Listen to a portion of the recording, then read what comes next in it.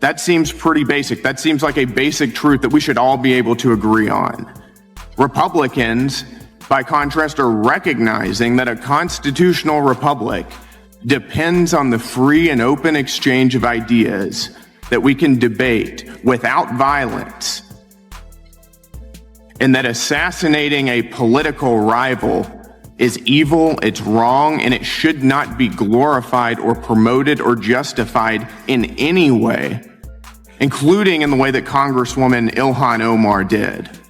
So Mr. Patel, thank you again for being here. I'd like to, with the remainder of my time, just get your opinion. Does the FBI recognize the rising threat of political violence in America, and what can you guys do to address it? Yes, we do. And what we can do to address it, Congressman, is we need to get online partnerships with these companies in the public space, on these gaming sites and on these social media sites. As I was saying earlier, there is no way to triage the amount of information generated on these sites by the FBI alone. And we need the public-private partnership. And there's another law that's expiring, I think, at the end of this month, which I believe we need renewed, that allows private sector companies to report into the FBI without liability for criminal investigatory purposes. And that's the kind of stuff we need to keep going. Got it. Thank you, Director Patel. We really appreciate it. Thank you. Gentleman yields back. Mr. Chairman. Gentleman from Arizona. At a very important congressional meeting, lawmakers talked about how the rising level of political violence is tearing the United States apart. What started out as a normal call for people to get along quickly turned into open conflict when Republican members said that the left was stirring up trouble and disagreement. Each word seemed like a spark in the dry grass, and the tension was high. Some people liked conservative journalist Charlie Kirk, while others hated him. He was at the center of the storm, and his horrible death caused a lot of angry responses online. When that anger spilt into the hearing room, it led to one of the most heated and angry fights in Congress in years. Thank you again for taking the time, Director Patel, and for Chairman Jordan for holding this hearing. Thank you for depoliticizing the FBI and getting it back to its original mission as well.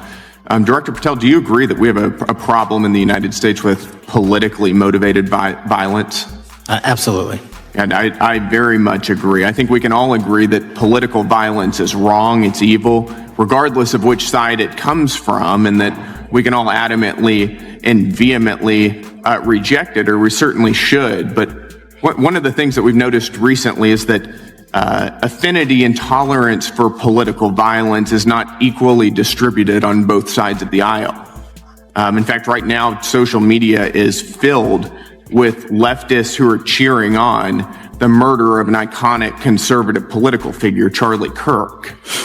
And it's not just random people on Twitter doing this now. There's a YouGov poll released just a few days ago, which stated that 25% of those who identify as very liberal believe that political violence can sometimes be justified. That's far too many. The Texas politician didn't hold back. He came with evidence, conviction, and the ready-made charge of hypocrisy. 25% of Americans who say they are very liberal think that political violence is sometimes okay. He said it. Only 3% of Republicans spoke up, so his voice stood out. It's too many, even by 1%. The crowd tensed up as he talked about the numbers not as facts but as signs of a society's moral decline, one that was about to use ideology to excuse violence. Then the blow to the gut. He read an article on social media that went popular and said that Charlie Kirk's death was like a creator being killed by his own work. A parody funeral speech that makes it sound like Kirk deserves to die. The crowd fell into a stunned silence. The politician, who was clearly furious, said that the comment was more than just rude. It was dangerous. He said this in a low, steady voice. When public figures talk like this, they not only justify violence, they make it seem normal. It is. One is far too many. One is far too many. That's right. Only 3% of very conservatives said the same thing, and we can agree that 3% is far too many. But there's an astounding difference between 25% on the left accepting and tolerating political violence and 3% on the right. I would hope that our colleagues on the other side of the aisle would also recognize that there is a systemic problem on their side of the aisle with tolerance for violence against people with whom they politically disagree, that there is a cultural rot on their side of the aisle that needs to be addressed desperately. Would you agree with that? Yes. One of the more astounding aspects of this is that it's not just people. This comes from the very top, from their political leaders. Just a few days ago, a member of Congress of this body, Ilhan. What the congressman said hit like a bolt of fire. This would have been a terrible thing for a Republican to say about a Democrat. All of the big networks would be completely down. The target, on the other hand, was a conservative, so it was very quiet. He said that the criticism was harsh and showed what he called a double standard of anger, a system where ideology rules over morals and political affiliation affects empathy.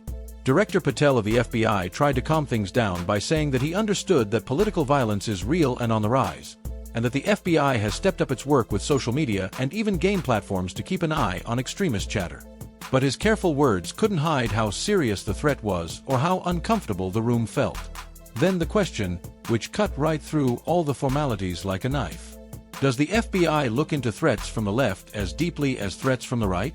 Patel was unsure. The silence that followed was more profound than any answer, and lawmakers and people across the country were confused about what it all meant. Social media account about Charlie Kirk's murder, and I'll quote what it said. It said, "Charlie Kirk was Dr. Frankenstein, and his monster shot him through the neck." In other words, Charlie had it coming to him. The words that he said naturally led to his assassination. I mean, that is a reprehensible thing for a member of Congress to say, to suggest, to promote in any capacity. And there are people across this country who are losing their jobs for far less than this. And that, by the way, is a just response to acceptance and tolerance of political violence. It's amazing to me that the political left today, who were the originators and the cheerleaders of cancel culture, now have the backbone to attack conservatives for defending their assassinated friend. But there's a key difference here. Democrats want to silence conservatives for speaking obvious, self-evident ontological truths like that men aren't women and men can't get... The end result. Sand is a political expert.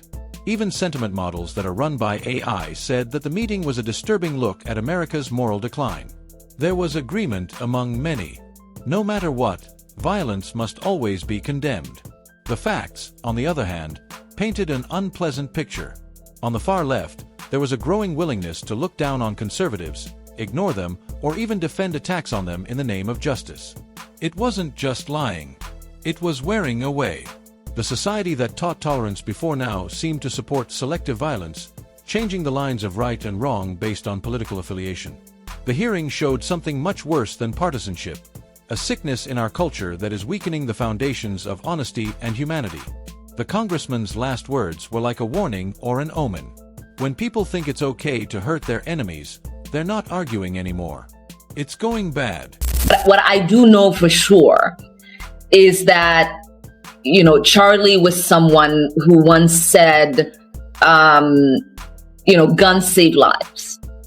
After a school shooting. Charlie was someone who was willing to debate and downplay the death of George Floyd in the hands of Minneapolis police. I think he called him a scumbag. Right, have no regard, downplay slavery and what Black people have gone through in this country by saying Juneteenth should never exist.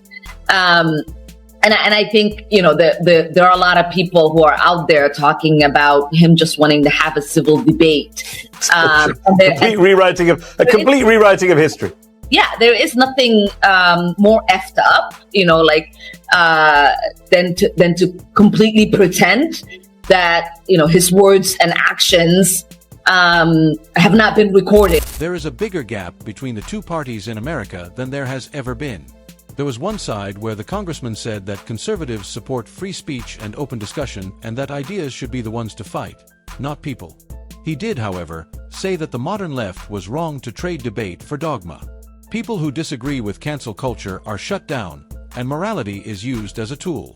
It was hard to miss the irony. People who say they support tolerance often support bigotry, which is an example of the hypocrisy that makes our argument so bad. When the meeting was over, the warning could be heard far beyond Cap Hill. There is no party bias in political crime. It is a danger to the republic itself. It's a threat to trust, decency, and our shared humanity every time a public person makes fun of tragedy instead of condemning it. It takes time for democracy to fall. It breaks down quietly. It was awfully quiet. Justice for Charlie went viral on social media, making conservatives and moderates angry about what they saw as wrong. Major networks usually didn't pay attention to a quiet that was just as important as a speech, but the member called it the worst kind of unfairness. One bad word from the right can ruin a career, but one bad word from the left doesn't hurt anyone. It was more than one tweet. It was all about who could say what the truth was. The statement of FBI Director Patel added one more layer of unease. He talked about how the Bureau works with IT companies to keep an eye on threats, but he also talked about how dangerous those tools are. The congressman's answer was clear. He shut down reasonable criticism. We must fight extremism, but justice must never be put at risk. By the end, the meeting was no longer about politics. It turned into a moral reckoning and a call for a nation's broken soul to be fixed. Every time leaders defend hate or act like suffering is funny, they weaken democracy to its core. What the congressman said at the end seemed like a final warning. Freedom can't last if morals isn't required.